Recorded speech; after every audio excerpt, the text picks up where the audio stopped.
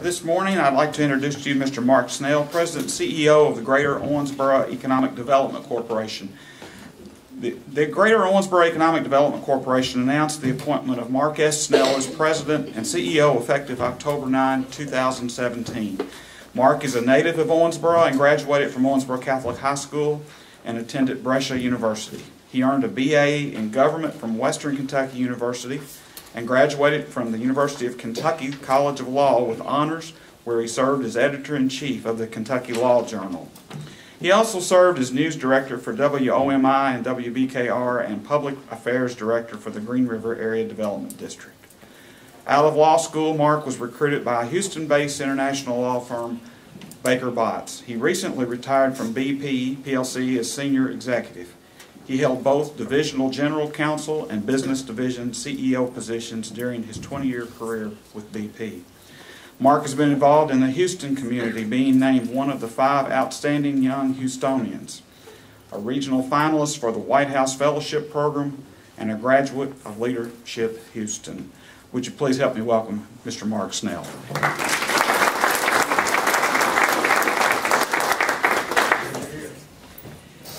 Thank you, Judge. Thank you, everyone. Good morning.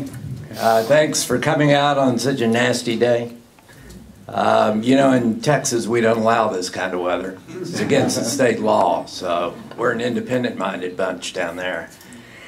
First of all, it's great to be back where I was in the late 1970s, working on the staff of GRAD, and seeing old friends like Mayor Howard, who I haven't seen in years, but who was on the board at that time, Judge Freilich, who you know was Davis County Judge at the time and a mentor of mine. So when I came back home, I found a lot of good friends still here, and that's a great feeling. I really didn't plan to talk on this morning, but before coming here, I got off a call with the International Economic Development Council, which is the nonpartisan trade association resource think tank for those of us in the economic development business.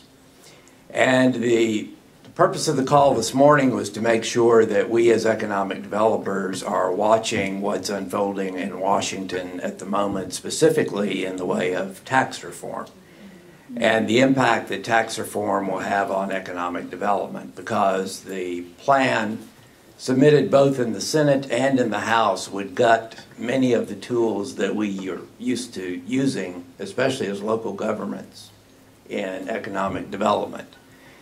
So that's one issue. Of course, a famous general once said that no battle plan survives contact with the enemy. And these are just the Republicans talking among themselves. And so first, the Senate Republicans and the House Republicans have to get together and agree on what it is that the Republican bill is going to look like. And then they have to engage with the Democrats. And I think that's one place it becomes a mess. The other mess, of course, is this morning the White House threw a hand grenade into the whole process and said, oh, by the way, we want to make repeal of Obamacare a part of tax reform. So I guess on the call this morning, there was the typical, look, this is going nowhere as it's written, but you need to be aware that the initial plans would repeal many of the tools that we're used to using in local government in our economic development efforts. And so we just need to keep an eye on that. Of course, at the same time, we have what's going on in Frankfurt, and both of these initiatives, tax reform at the federal level, tax reform at the state level, pension reform at the state level, are absolutely necessary. I think we all would agree that our tax codes are a mess and they need to be reformed. I don't think there's any doubt that everyone agrees that we need to reform our pension system, but the devil is in the details, right? And so I think the bill that the governor hoped to get through very quickly is now stalled. I think he's going to go through a number of iterations. I think there's a lot of hard work to be done, and their rather aggressive timetable is going to be hard to meet. I think in D.C., the president's plan to have a tax reform bill passed, hopefully by Thanksgiving, I think everyone now realizes is not going to happen. By Christmas, Probably not. The other complication in DC is there's something called the Byrd Rule, which was named after former Senator Byrd from West Virginia, longtime member of the Senate.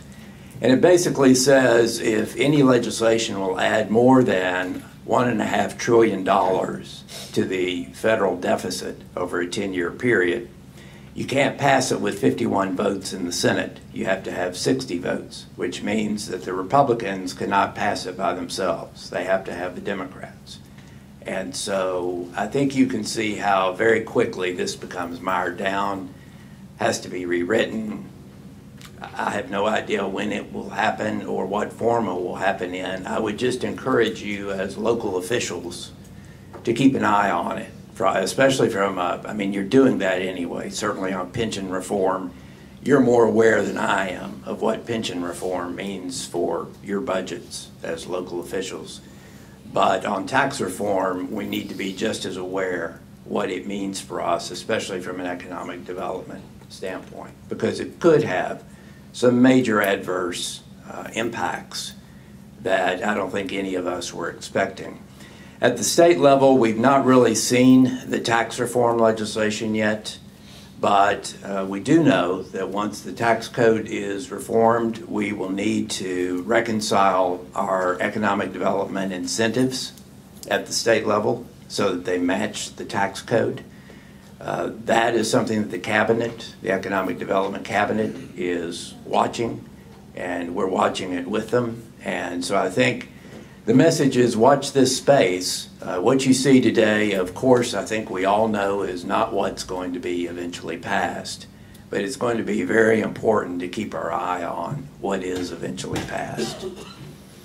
So that's that. The second thing, Jatin, I don't know if we got those maps that I sent distributed to the board. I sent Kim some maps. They're not, Kim, if you haven't done it already, don't worry about it. I'll send them out via email. Yeah. The basic message, and I don't want to depress you this morning, but the basic message is Tennessee is kicking our butt. And a lot of states are kicking our butts from an economic development standpoint. Tennessee has enjoyed at least 3 very pro-business, very pro-growth governors who have enacted policies that agree with their philosophies. And as a result, in addition to the other natural advantages, excuse me, that Tennessee enjoys, you know, Nashville, Memphis, Chattanooga, Gatlinburg, all of those, you know, they're all great assets, a good interstate system. But in addition, at the state level, you've had a succession of governors who deliberately enacted pro-growth, pro-economic policies. We've not done that in Kentucky. And the map that I sent to Kim to distribute compares the unemployment rates, the highest and lowest unemployment rates in Tennessee by county, with those of Kentucky by county. And you would see a very stark difference. Their lowest unemployment rates are down in the high 1s, low 2s. I mean, it's incredible. It's almost impossible if you ask an economist. An economist will tell you that, for example, in Davis County with a, I don't know, Judge, what, a 3.9%. Yeah, 3.9. We're basically at full employment. An economist would tell you, you know, you can't go any lower than that. Well, Tennessee has found a way to do it. I'm sorry. You know, economists get it wrong sometimes, and they're wrong because Tennessee has found a way to do it.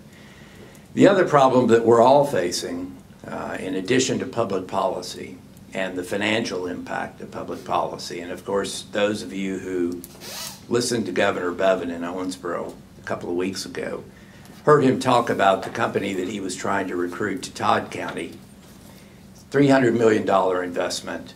The problem is that under the pension reform that we badly need, it will increase their cost of doing business in Kentucky compared to Indiana by $80 million. So from an economic development standpoint, I was sitting there saying, holy smokes, and you expect me to attract business to Kentucky? But that's the new reality, and your economic teams are well aware of this. And they're going to go out and they're going to sell Kentucky as hard as we always do. And Kentucky has natural advantages that Tennessee doesn't have and Indiana doesn't have. And that's what we're going to beat on.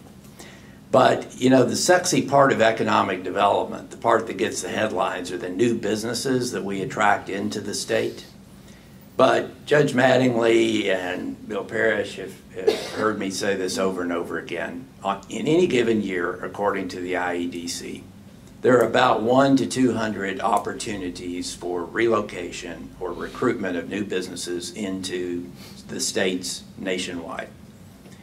You have 15,000 communities chasing that 1 to 200 opportunities. So you can do the math as well as I do. You know, we're going to win some of those. We're definitely going to win some of those, and this region has been winning a lot of them. You know, in Hancock County recently, Judge, you know, Mike Baker brought home a nice one if we can just get it across the finish line. So we will win our fair share, but it's that much more important that we focus on the businesses who are already here, who are already members of this community in this region. They've made a commitment to be here. They're going to expand here. And at least within my team, that's where we put most of our focus, because we know that they're the economic engine that's going to drive our economy. The other thing we shouldn't forget is that 80% of all jobs are created by small businesses, which we have a lot of in this region. And we need to make sure that those folks are taken care of. And I have a staff member on my team who does nothing but work with the Kentucky Innovation Network, which works with entrepreneurs. So what we're trying to do is develop our homegrown entrepreneurs, and in the process, recruit entrepreneurs from other parts of the state, from other parts of the country, into our region. And the final leg, and Cindy can talk to this far more eloquently than I can, but when I first started coming back to Kentucky in about 2009, I usually dropped in on my way from London to Houston because I was constantly on that flight path. And the thing I heard over and over again was, Mark, from business owners, Mark, I can't find people who want to work. I can't find people who have the skills that I need. And if they have the first two, they can't pass their drug test. That's just the sad reality that we have. And we're not unique. It's a Kentucky problem. It's a U.S. problem. And some of the national media have done a really good job of talking about the opioid crisis, for example, being an American problem. The other problem we've got is we're now facing the same thing that Europe faced probably a decade ago. The reality, the very stark reality, that people are leaving the workforce faster than they're entering it. And that's because of the baby boomers. The baby boomers are aging. The baby boomers are retiring. They're dropping out of the workforce. Now, they're doing it later than generations used to do it, but they're doing it. We're losing baby boomers from the workforce at a rate of about 10,000 people a day. Think about that. 10,000 people a day dropping out of our workforce. It has a huge impact. So how are we going to replace that? So I like to tell people our first problem and our biggest problem is we don't have enough warm bodies. And then of those warm bodies who actually want to work, we have to get them with people like Cindy at OCTC and at Western and at our other institutions to train them to have the skills that are necessary today, because the skills that were necessary when I was in school are not the skills that are necessary today. It's advanced manufacturing, it's highly technical degrees to adapt to the automotive industry, which is highly computer driven. It's a lot of things that didn't exist even 10 years ago. And so we have to prepare our workforce for the jobs of today. And we took a deviation about 30 years ago by deciding that shop class was really not that important. Well, it really was that important. We got that wrong. And now we're starting to correct that. But what we need to keep in mind that is in just a few years, What currently requires an associate's degree will require a bachelor's degree, except a bachelor's degree in a very specific area. And that's why programs like OCTC work very closely with Western Kentucky University and our other four-year institutions to provide a seamless transition into a baccalaureate degree in those very specific technical skills. And we have to keep doing more of that. Finally, on regionalism, I'm a big proponent of regionalism, and it's why the area development districts were formed to begin with, and it has served us very well. Obviously, it serves some areas that don't have their own resources better than others. I think it does a wonderful job for those areas. But we need to attack some of these problems in a regional way. And I think if we just look at this as, for example, in our case, an Owensboro problem or a Davis County problem, we're getting it wrong. We need to look at this as a northwestern Kentucky problem and attack it as a region. You know, how are we going to recruit industry? How are we going to recruit jobs to northwestern Kentucky? And so we need to continue to work more closely together. And GRAD is one way to do that. There are other ways to do that. Obviously, the economic development teams in the various communities work very closely together. At the same time, we compete with each other. Of course, it's a matter of pride, but we do work very closely together, and we need to continue that. So, Mr. Chairman, that's all I plan to say, unless there are questions. Okay, anybody have any questions for Mark? Mark, I just wanted to welcome you to the region. Glad you're back. You're filling big shoes. Madison Silver was a great guy and very good at his job and helped. As a region, we did work together well, and I know that we'll continue to do that. And Yeah. Despite the difficult news you relayed, the prospects here are good, and the potential's great.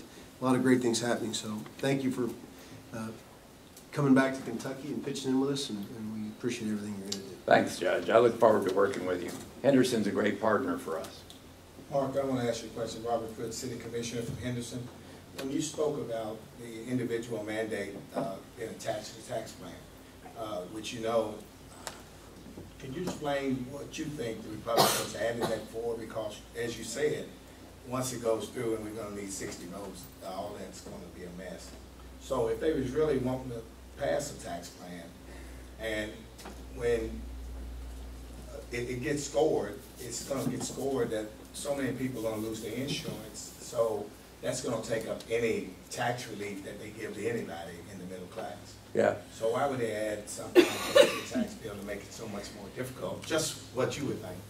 You know? Commissioner, you're asking me to be rational, and we all know that that's not the way Washington works. That's right. I think it's one last desperate attempt to repeal Obamacare, and I think it's, regardless of how you feel about Obamacare, you know, even if you hate Obamacare and think it should be repealed, this is not the way to do it.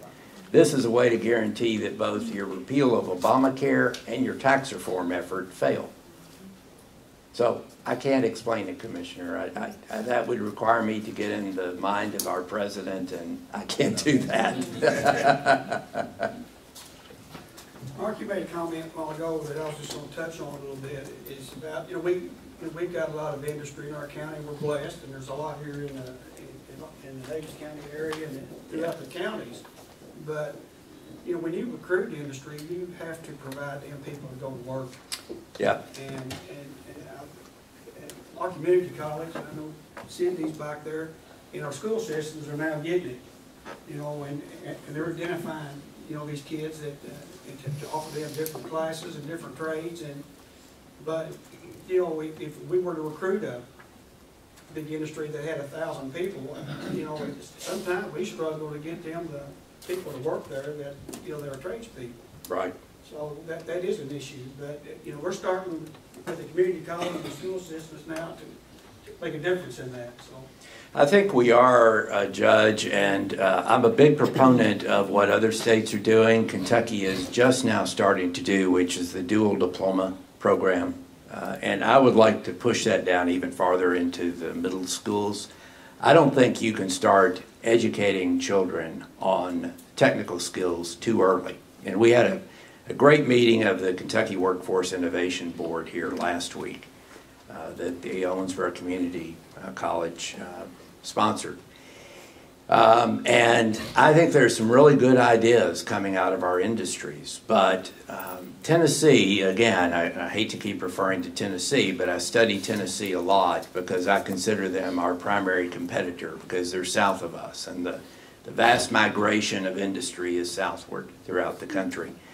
And what they actually started it in Memphis. A friend of mine is head of economic development for Memphis.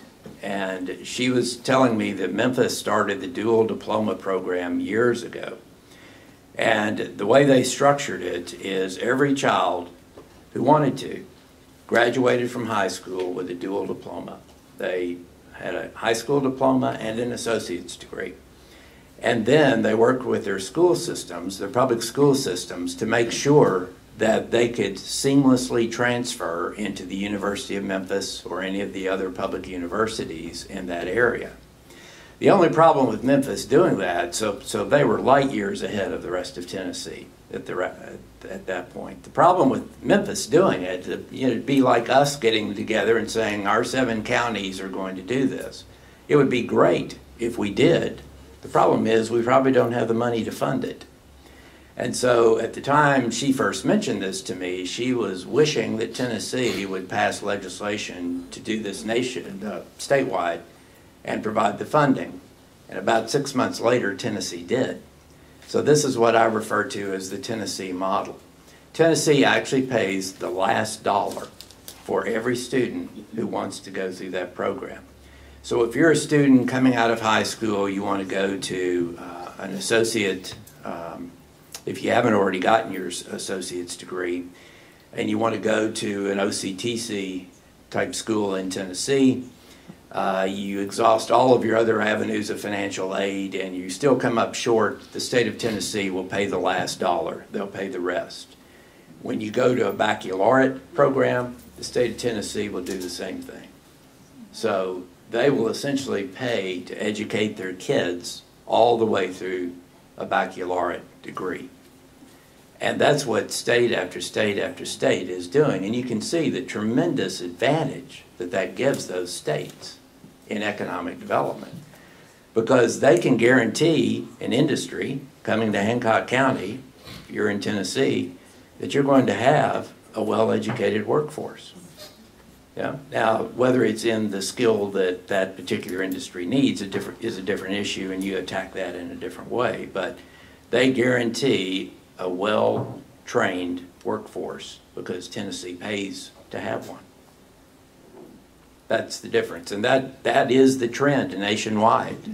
So it's great that, for example, in Owensboro, the Owensboro Public Schools, the Davis County Public Schools are starting to do the dual program, the dual diploma program, but we're still way behind because we don't have the state funding to really allow that child who can't pay for it themselves to get that baccalaureate degree and that highly technical skill that some of your industries in Hancock County are going to need.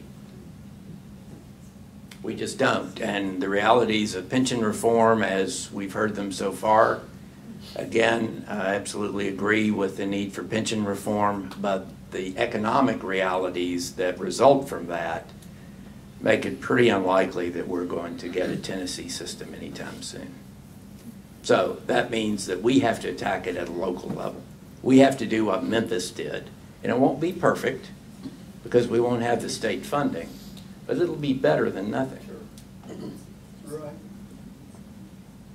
Anybody have any more questions, comments? Thanks so much. Well, thank you.